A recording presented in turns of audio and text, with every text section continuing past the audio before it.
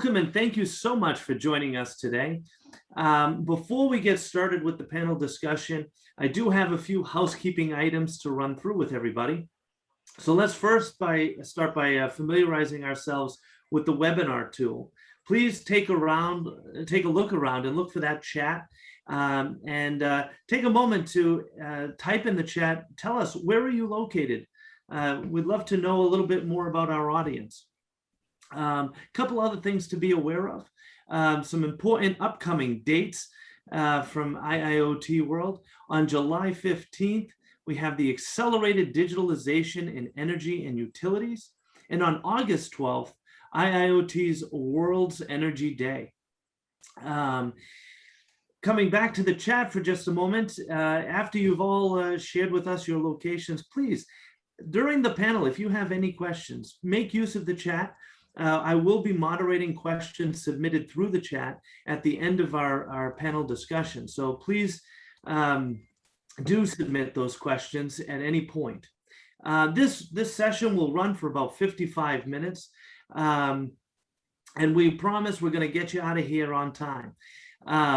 It wouldn't be possible, of course, to run a virtual conference like this without our sponsors. So I do want to thank IIoT World for all the amazing effort and just the tremendous amount of work that goes into organizing an event like this, but all the work they do throughout the year to keep us all so well informed about the trends and information within the world of IIoT. As I'm sure you all know, IIoT World is the leading authority on industrial IoT. It is a digital media outlet bringing the latest industrial Internet of Things, virtual conferences like today, and content to a global community of almost 280,000 decision makers and influencers. IIoT World focuses on delivering daily insights on the IIoT, artificial intelligence, augmented reality, predictive analytics, digital disruption, autonomous cars, cybersecurity, machine learning, and smart cities. Basically, you can learn anything you want to know. Now, with our housekeeping out of the way, I'd like to introduce the topic of the day, as well as myself and our speakers. First of all, my name is Mike Lake. I'm the president and CEO of Leading Cities.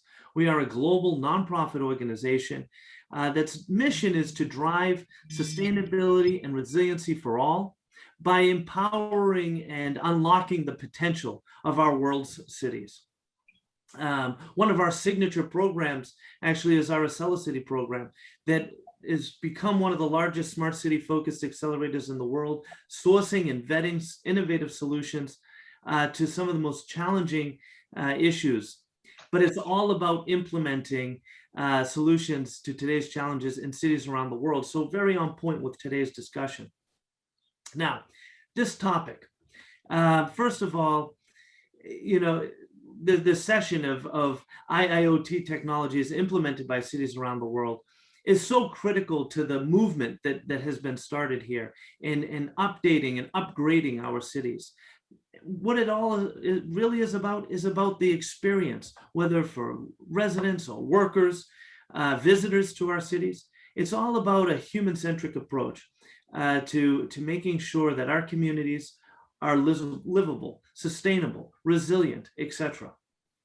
One of the things I always start with is understanding the concept of smart cities. You know, the term is fairly new. It's, you know, just over a decade or so old. But the concept behind smart cities is as old as cities themselves.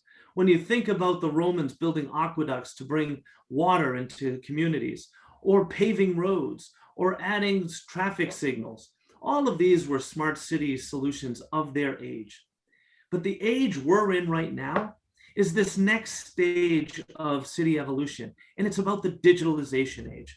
So yes, a lot of today's smart city solutions involve digital technologies, digital enhancements, digital experiences that cities have never offered before.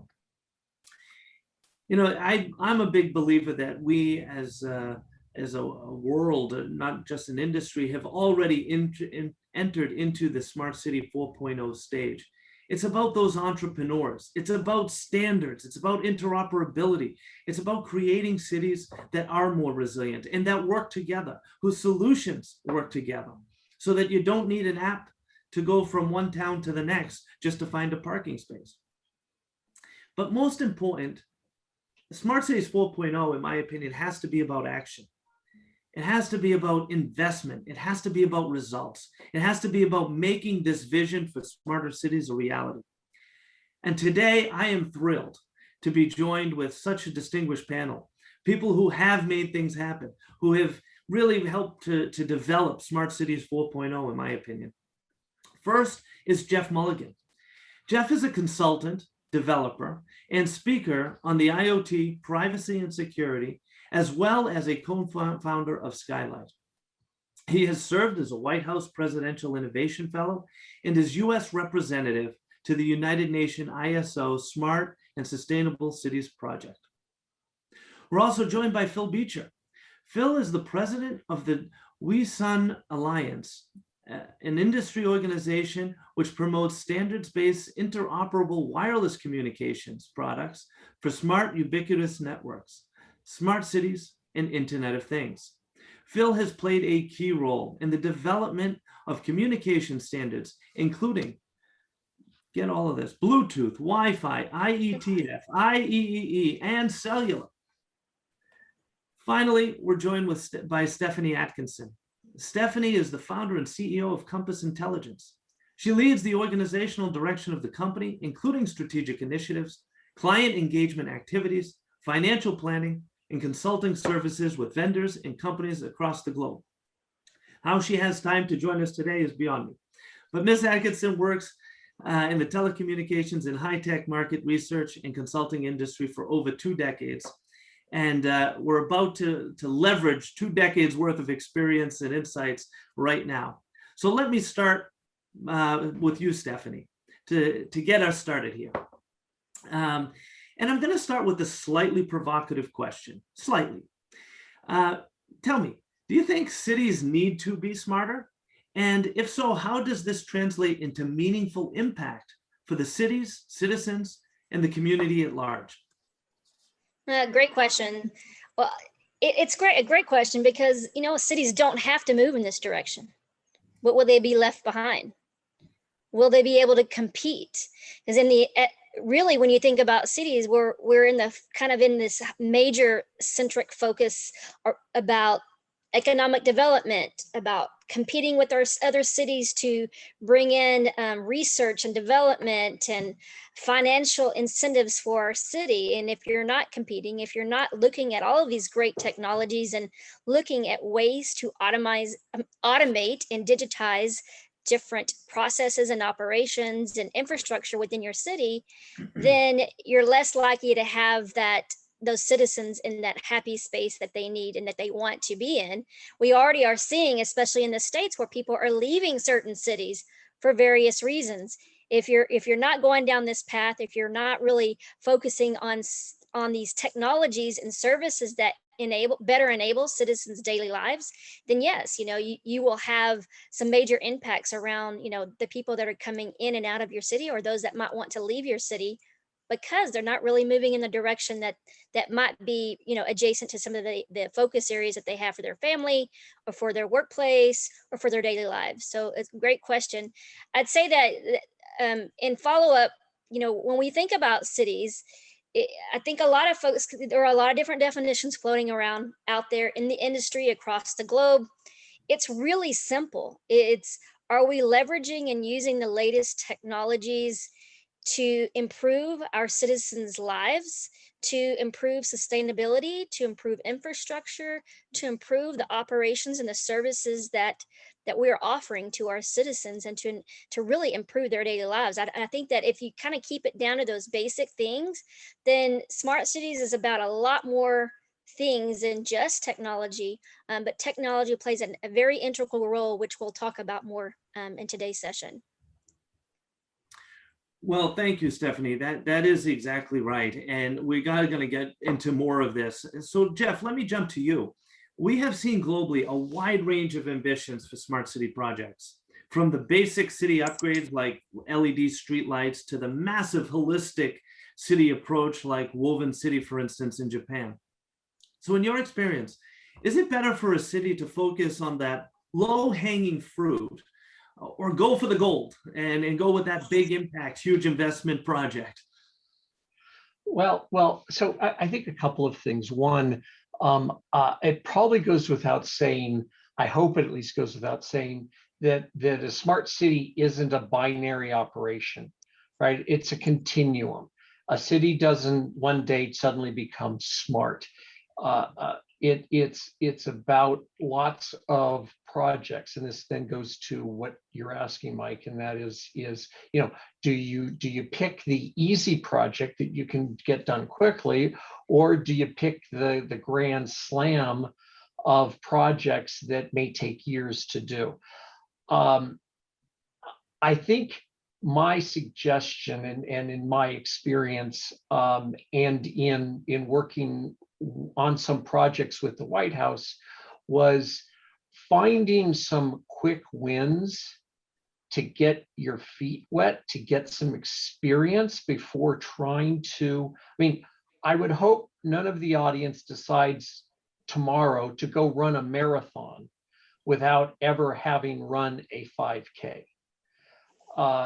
And so finding a project that can be accomplished quickly, can gain some experience, can get some traction, and also, in this whole today's world in projects, it's this lean agile fail fast. I hate that term.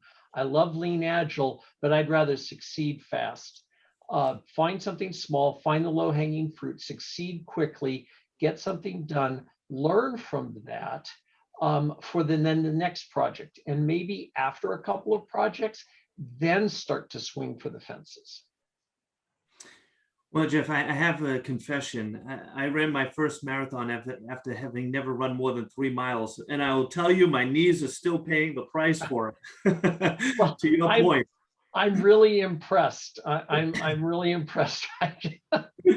No, I don't recommend it to anyone. To highlight your point, don't start with the marathon.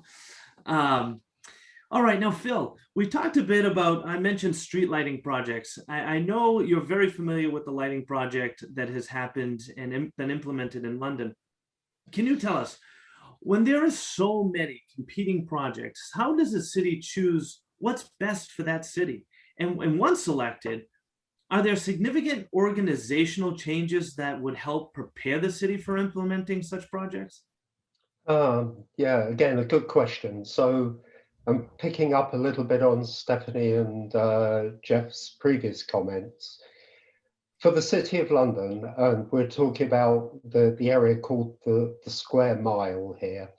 The choice of the project that they needed to implement was fairly obvious to them. They had a very old street lighting system, which it was costing a lot of money, both in terms of energy consumption and in terms of maintenance.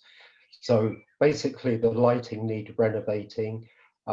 Again, the City of London has got not just street lighting, but also basically lighting of some of the iconic parts of the city. So St. Paul's Cathedral, London Bridge, Tower Bridge, all of which were included in this project. So they analysed the requirements there, and they did quite a lot of assessment of different technologies, including wireless mesh, which, as you're aware, Wi-Sun is heavily involved in. And then they had some criteria which were really important. So connectivity, the City of London is a mix of new high-rise buildings with lots of glass and steel, also old streets dating from the 17th century. So you need to be able to connect every device onto the network. The city has got something like 13,000 streetlights and other luminaires connected. Then they also were interested, obviously, in reliability and resilience. You don't want to replace a failing lighting system with something that isn't going to work better.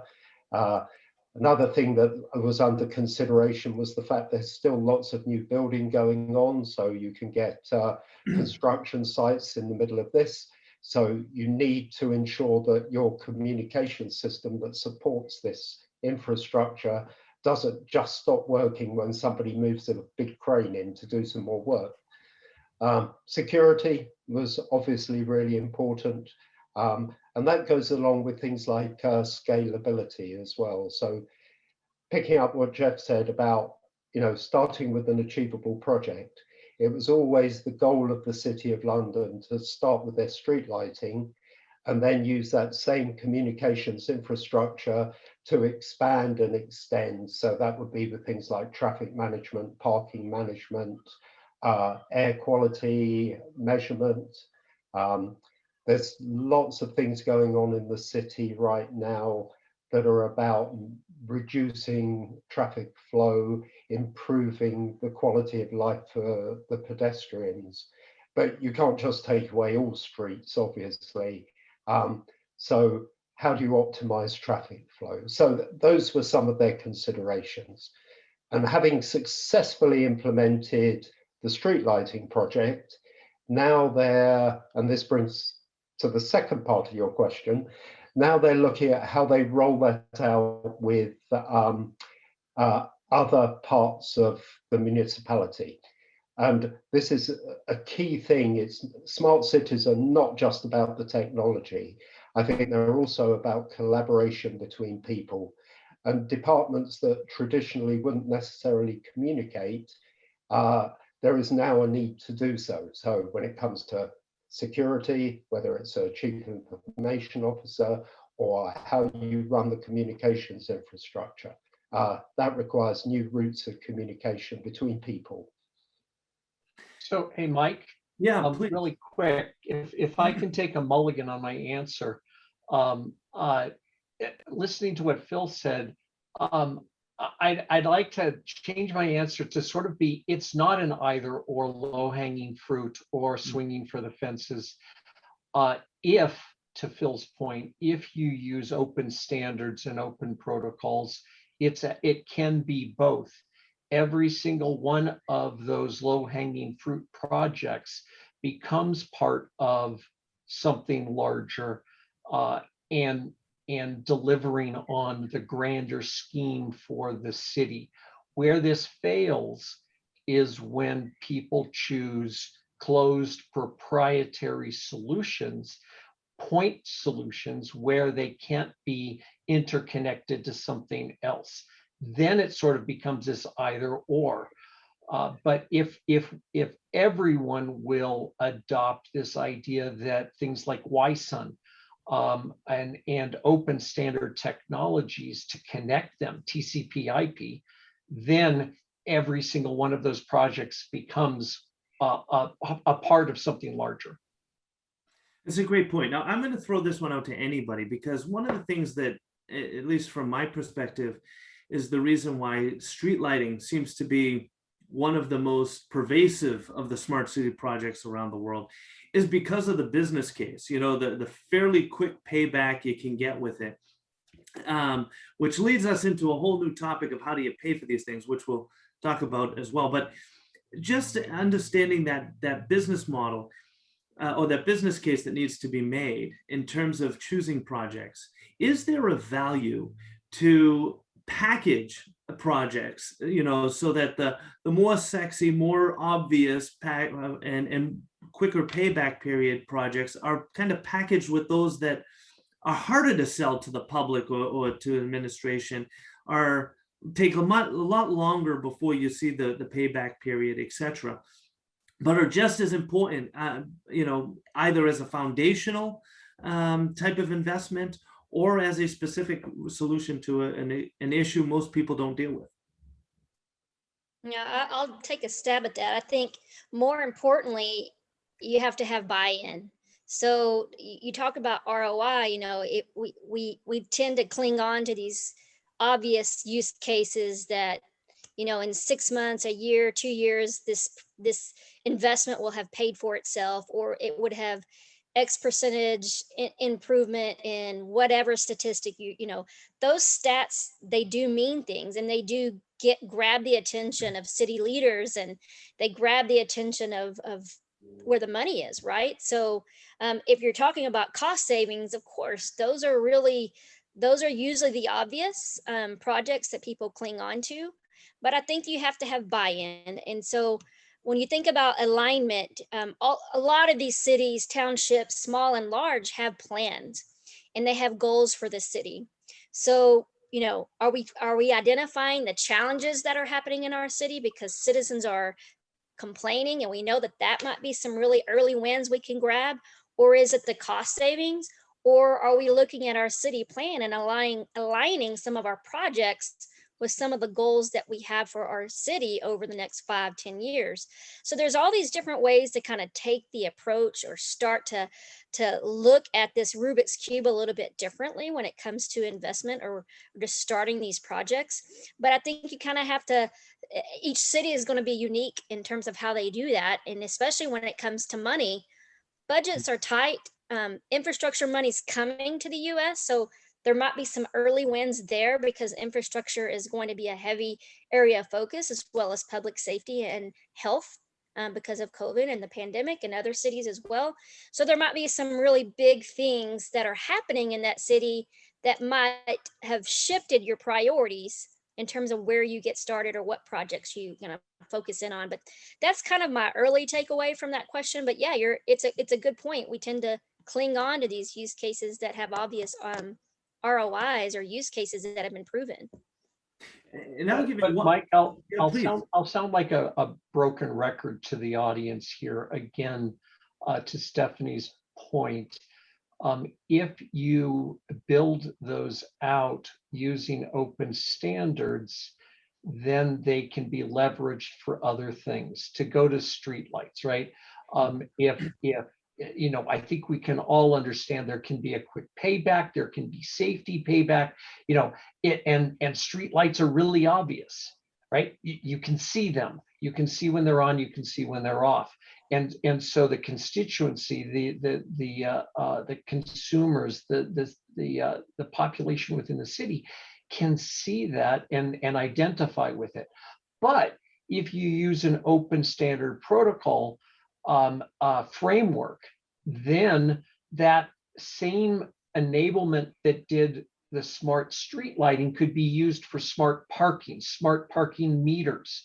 So you sort of use it as, and I don't mean this as in a pejorative way, a Trojan horse, and you get to leverage something very obvious to do something else. Whereas, to your point, Mike, and to Stephanie's, if all you did was say, we're going to spend millions of dollars to put in communication infrastructure, no one would see it. They wouldn't see the benefits of any of that. But So more tangible. Yeah, a tangible, it's hidden there. But I if you think though, did it- Jeff, I think that the challenge though, that there's kind of two things that make such perfect sense when you're talking about greenfield projects, brand new developments, brand new communities. It's very challenging for departments and agencies that are legacy, they're on antiquated systems, it's very private, closed systems. So, and then there are the folks, the departments and agencies that are just completely closed off because they don't want to share data, they want to operate independently. And so there's a lot of kind of challenges that are posed. So again, buy-in, who's kind of pulling in all of these stakeholders and really convincing them that, okay, you're going to have to now open some of the software and some of the systems that you have traditionally and legacy have been closed off for decades or more than decades. And so I think that that's a challenge but greenfield, yeah, man, all these new developments, new home and real estate development, commercial development use cases, they're able to really just push forward quickly. But the challenge for these older cities that have older infrastructure, that's a challenge. Yeah, you're right. It's not easy. But at every turn, again, the broken record, at every turn where possible, choosing an open standard, choosing open APIs is always the right solution. I literally had to hang up on a webinar this morning because I got so mad I was starting to throw things at my screen because there was someone on there saying, oh no, you should buy everything from a single vendor because it's easier to implement, it's faster to do, everything works together. And I'm screaming, my wife came downstairs, what's wrong? I'm screaming because this is just so wrong. It all works together until it doesn't. It all works together until you need to expand it. It all works together until you need your data. And it is never, ever the right answer. Or until you need a solution that one vendor doesn't provide. Exactly. Exactly. But I Bill, you think were this gonna is say something. another. I think this is another benefit of the evolutionary approach to going smart as well, because again, if you pick the open standards, and this is not just about the communications infrastructure, but using open standards-based security architectures, going to Stephanie's point, you can still protect your data, but you can actually do it in a much better and more controlled way, where you can do peer-to-peer sharing of specific data using the right standards for doing so. So that brings other benefits in decentralizing your data storage as well. So only the people that need access to the data can have it. And that has additional benefits that if unfortunately a city does get hacked, then there is the loss is limited a lot greater than that. So I think there's all these parts of this equation. And also looking at benefits for citizens versus return on investment, often there are hidden benefits. So one of the values, the City of London 10 years ago had terrible problems with pollution. Basically enclosed streets, too much traffic, not particularly well regulated emissions for vehicles. And being able to monitor, to do temporary pollution monitoring or environmental monitoring means that you can then have smart traffic control and smart traffic flow and adjust the way vehicles run through the city to improve things. So I'll tell you what, one of the things I was thinking about specifically with that question, and Jeff, this comes back to what you were saying about the communications infrastructure, is drones. We hear so much about drones, and of course, just the idea of it is sexy, but when you look at the investment in drones, $3 billion invested in drones and less than 1% of it on the infrastructure side. So it's great to have all these drones, but when they can't land anywhere, they can't fly anywhere, they can't charge anywhere, it basically makes them inoperable in many ways. So you can't realize the true potential of some of these solutions unless you invest in that less sexy side of things, the infrastructure side. And as we can see in the US right now, and the conversations going on in Congress, there isn't a whole lot of sex appeal to infrastructure. Oh, right. And Mike, I mean, to bring it more down to earth, electric cars, right? Electric vehicles are the same thing, right? How many Americans have charge anxiety, right?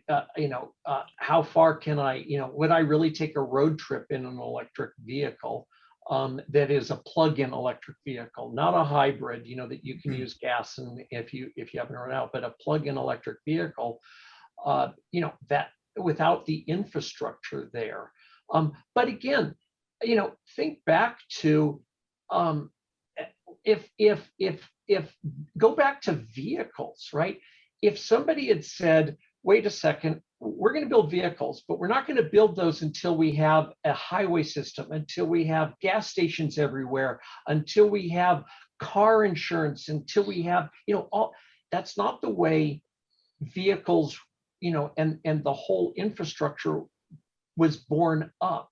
It didn't happen in all one thing. But what did happen was there was sort of a standardization for the type of gas, a standardization for the type of roads that vehicles could drive on. And because of those standardizations, we all could drive on the same roads. Maybe some of us better than others or some of us worse than others, but we all got to be on the same roads. Not necessarily on the except for same you, side except of for the you, road. Phil, you're on the wrong side of the, you're on the wrong side of the I road. knew Yeah, well, I was just saying that, yeah, not everybody drives on the correct side of the road, yeah. But at least in America, we drive on the right side of the road. Yeah. So, okay, we've covered a lot here, but we also mentioned London and its ability to pick a project and get it done. Stephanie, I'm going to come back to you, and let's focus back at the beginning of the process, let's say. And let me ask you, how does a city even get started? You know, as we all know, taking that first step in any journey is always the hardest, and it is getting started. Is getting started the same for every city, whether it's big or small or town or village? What are those challenges like in that first step? Yeah, I would say it's really important. I think that, yeah, you're right. Different sizes of cities, townships, communities, villages, and some sister cities will even collaborate and work together. There are different decisions on how you get started. I think, large cities with larger budgets, or that have more advanced kind of leadership that are they're very much embracing technology might be more likely to take on some projects than smaller cities. However, we've seen smaller townships and smaller cities and even rural areas that are doing some really big things that bigger cities can't, because they're more flexible, more nimble, and they're able to kind of find that budget and work through that. I think it's important. You think about how do I get started? What do I even think of? I think that there are a number of ways approaching. I talked about looking at your city plan. I talked about gathering, I think one big thing is gathering input and feedback. If you don't have buy-in from the citizens, that's and not just the those that are running the city, but if you don't have buy-in from the citizens, then sometimes those projects that we've seen across the US especially backfire, because there wasn't buy-in from the citizens or the community. Those are some small steps you can take, but you have to really think through, first of all, what does smart mean to my city?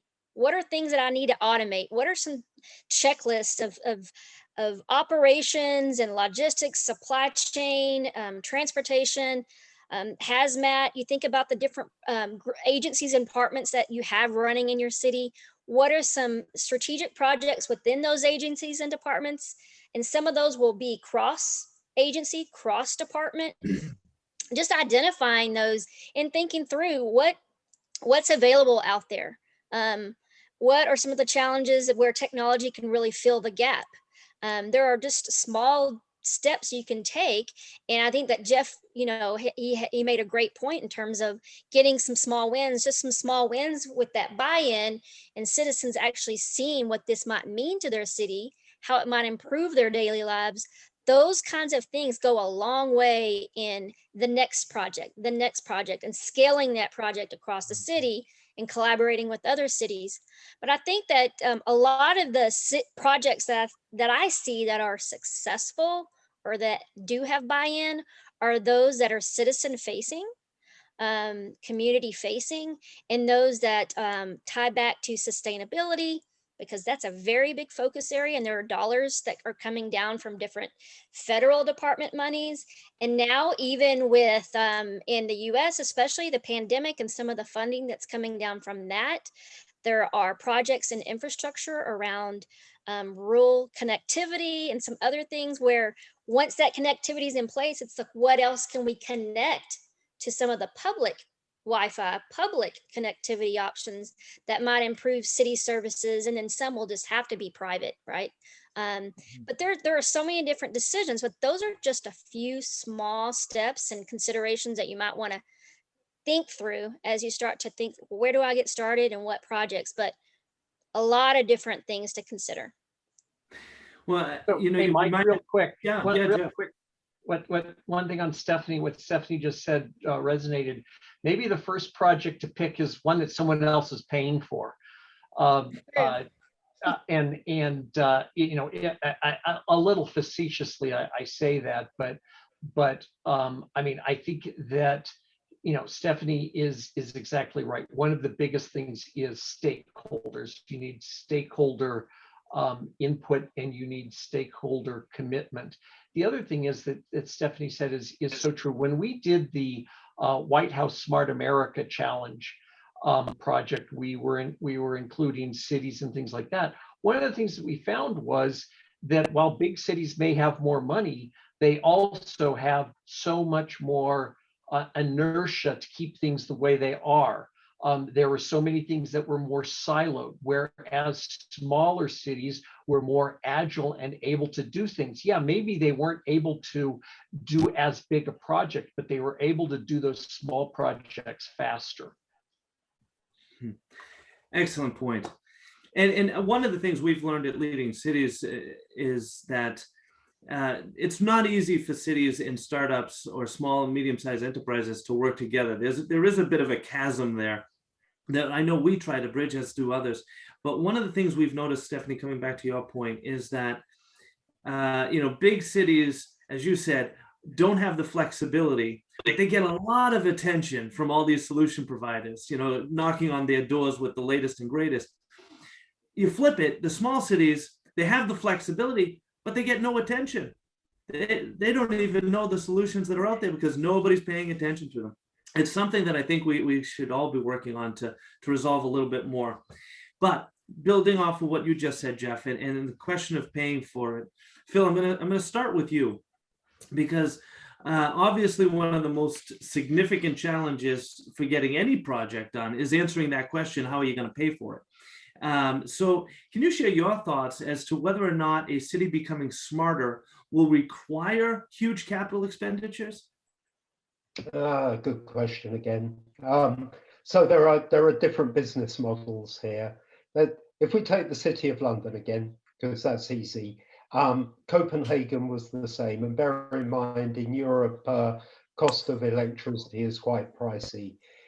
It was pretty easy to justify street lighting projects based on an ROI of over 1 or 2 years, just in terms of energy savings and maintenance. So the investment is not particularly large in that case. Then there are partnership arrangements, and again, going back to what Stephanie said, one of the drivers very much is where there's an alignment between cost savings and citizen benefit. And trash collection is one of those items. Where I live on the south coast of England, which is a popular holiday resort, we've got a population of about 400,000, and on a hot sunny day you might get 2-3 million people all coming down, going onto the beach and leaving the trash behind. So if you can use smart technology to know when you need to empty all those trash cans, that provides not only a good return on investment, but all of the local people think, oh, the trash is all gone. Normally it's being blown around the streets and collected by seagulls. So I don't know if that answered your question, but it's sort of part of the answer.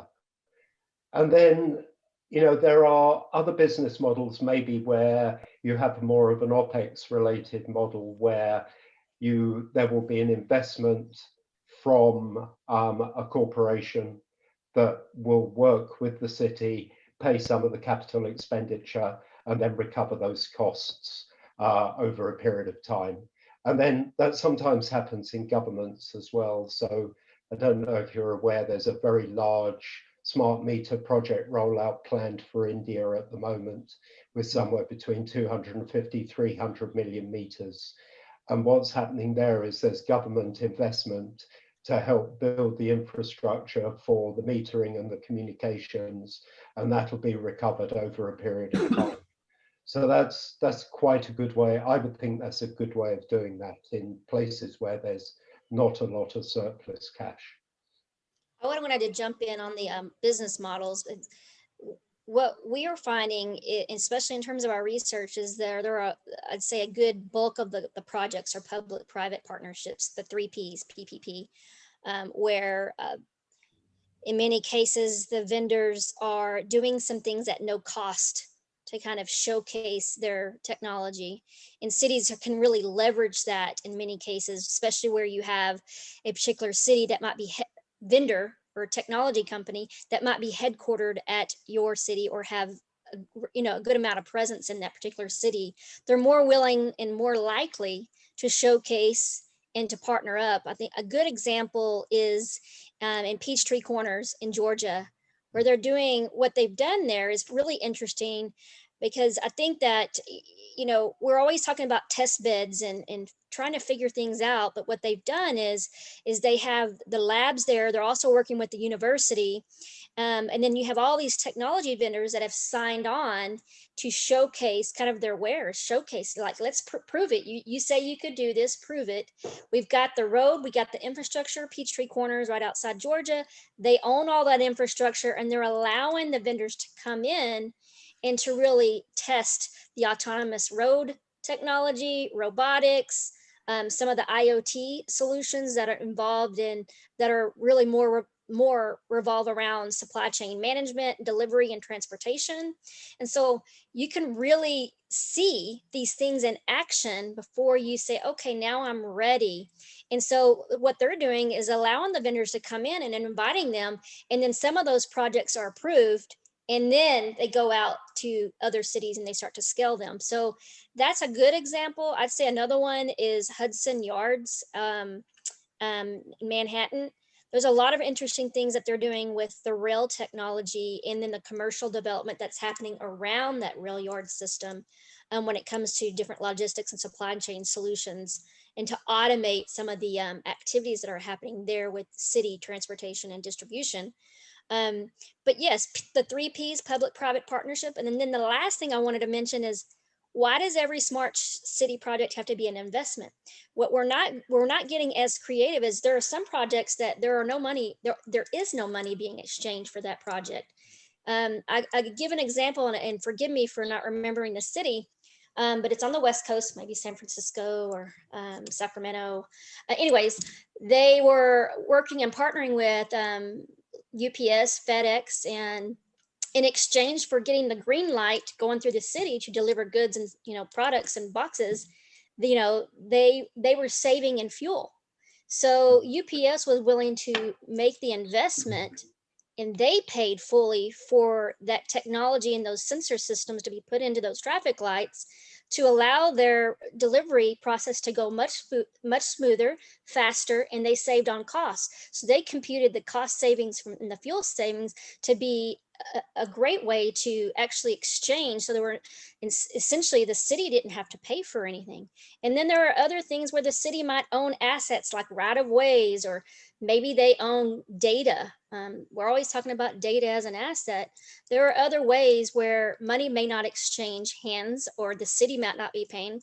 And then lastly, the city might actually be generating and have a brand new profit center, because they've implemented something that might be an extra service for citizens. And the citizens are like, yes, I'm willing to pay X amount a month for that type of service, and it helps my daily life or my daily travel to work. And so you have to really kind of think through beyond just having to pay for an investment and wait for that ROI.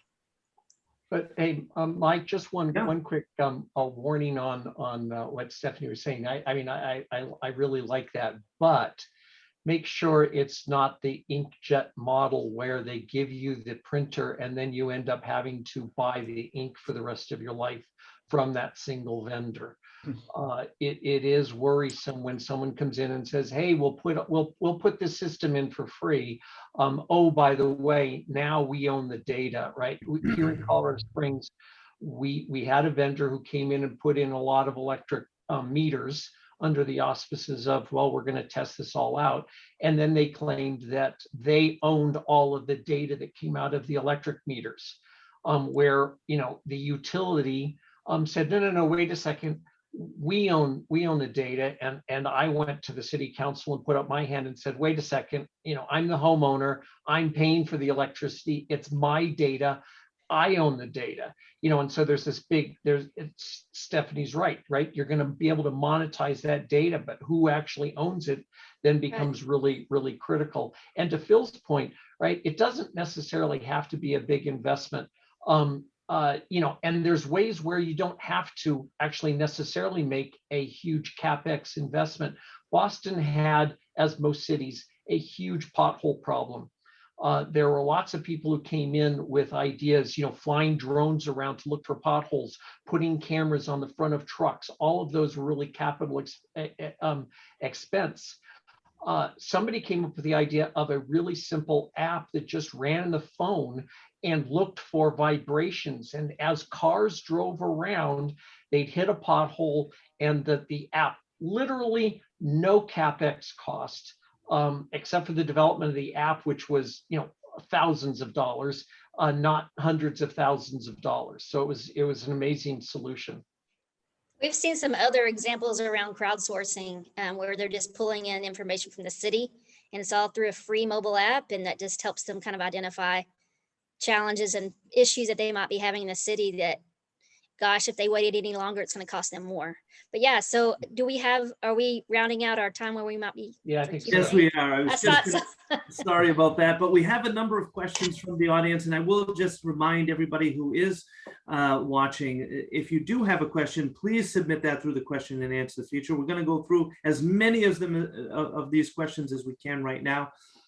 The first one is from Mitsuyasu, who's saying that the necessity of open standard system is understandable and of course better for cities, Jeff, to your point. However, how do you provide that benefit for developers of the open system? In other words, how do you incentivize the private sector to develop these open systems so that there is a return for them? Well, so the answer, right? It's a great question, and it's tough, right? When you're a developer, you're like, oh, well, I'll build this closed thing because then I own it. But then you will have this problem of an ever dwindling market share as everyone goes somewhere else. It's sort of circling the toilet bowl to be really sort of negative, but by utilizing open standards, you get to leverage, as Phil was saying, you get to leverage all of the work, the security work of other people, and you get to tie into a much larger ecosystem. So what you think is going to be a problem in competing actually becomes a benefit at the end of the day. I would say there's additional cost savings for manufacturers. So if you look at the utility industry, typically utilities will want to do a pilot. They will test everything over and over again. If you can pick something that's already in use and well deployed, then that time between, the cost of sales reduces dramatically, and you have an ongoing market as well. So. Yeah, and it reduces the barriers for acceptance. If you say it's built on open standards, everyone can understand that. You don't have to try to get over the hurdle. Frankly, right, the super highway is littered with all of the proprietary protocols that have gone by the wayside. Building it on top of TCP/IP is the right way to go. And if someone, and for anybody who's out there buying, if someone comes in and says, hey, we have this new proprietary security system and it's secure because no one knows about it, run in the opposite direction as fast as possible. So I'm gonna jump around a little bit in these questions, but one question is asking which IoT, this is Luis Fernando Ruiz, who is asking, which IoT solution currently considered to have the greatest impact on the world's cities, and could this be implemented in other cities around the world? Well, that's a tough question. Yeah. Luis, one of the things I would look at is there's a project called the Global Cities Team Challenge, which was actually a follow-on to the Smart America Challenge that I did at the White House, where they are trying to exactly do what you're saying, is find some solutions that can be applied across cityscapes, because find those things where the same thing can be done again and again and not have to be reinvented from scratch. So the GCTC, Global Cities Team Challenge, might be an interesting avenue to research. Anybody I would, else? yeah, I would say that the two areas that I see that are impacting especially large cities across the board is traffic management or congestion / Yeah. pollution, and public transportation. So those two areas I think are vital for a lot of the larger cities. And so the IoT solutions to support and sensor networks and sensor systems and connectivity across not only the fixed asset, but also the moving assets, right? The vehicles, the buses, the rail, all of the transit systems, those kinds of solutions, I think they really resonate well with the city, with the citizens and the community. And Stephanie, I think, I like your answer better than mine. I think you're exactly right. Smart traffic lights, not street lights, traffic lights that can help manage congestion, which then reduces bad air quality. And then to your other example, right, those same things could then leverage to help the delivery of packages or whatever. And then to Phil's point, that same technology could be used to help route garbage trucks to the right place so that the garbage is picked up most efficiently. So, I mean, yeah, I totally agree. So we might have time for one, maybe two more questions here. Marquetta is asking, is there some regulation that commands to smart city providers or implementers how to include in projects cybersecurity quality assurance or some kind of audit, for example? Phil? I'm not sure I have an answer to that. That's fair. So depends where you are. So the long answer is the sort of somewhat circuitous answer is if you're looking at critical infrastructure, such as smart grids, which we've barely touched on, but this is also a significant part of the smart city, then yes, there are some very extensive regulations on that.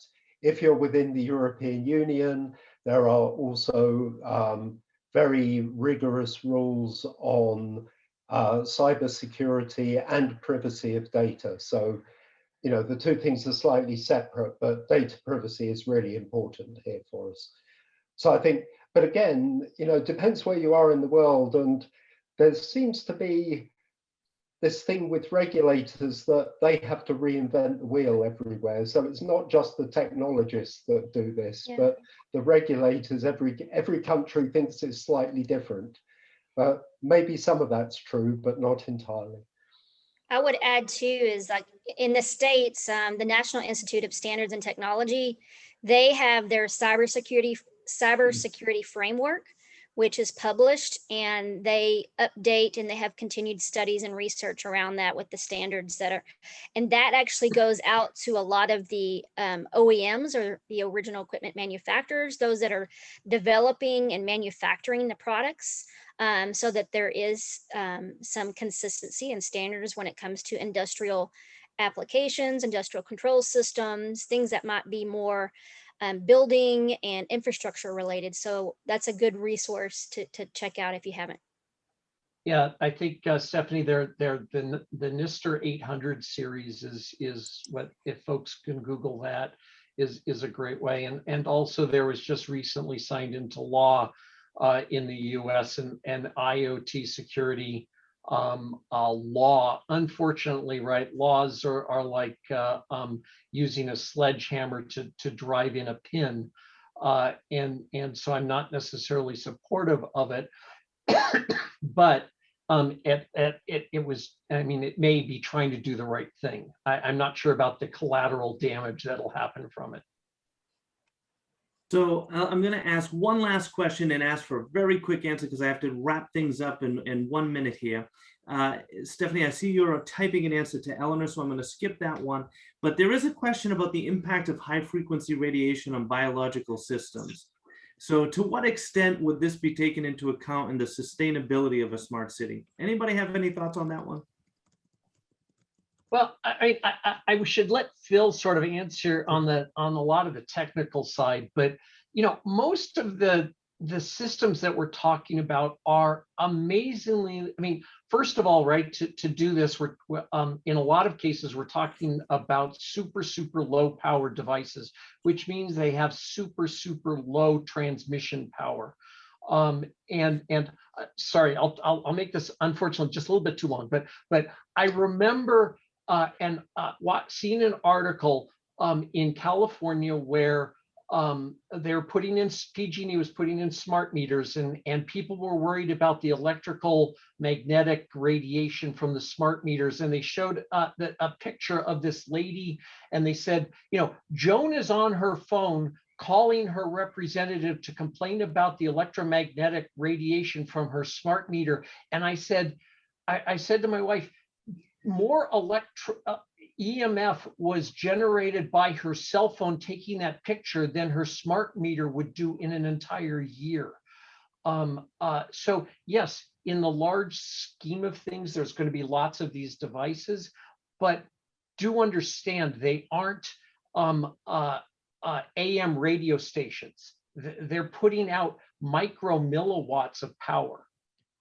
So at that, I have to cut us off. We are at time. Thank you. I really just want to thank all of you, our panelists. You've done a fabulous job. Thank you for sharing your insights with us and all of your knowledge. I do want to thank our sponsor, IIoT World, who made all of this possible. And of course, thanks to all of you who've attended and listened in and submitted your questions. It's been great to have you with us. Now, of course, it's time to move on to the next session, which is the Smart Building Operations, Data-Driven Innovation and ROI. Have a great day, everybody. I promised I'd get you out on time. I think I'm about a few seconds over, but we look forward to seeing you the next time. Thank you very much. Thank you. Take care.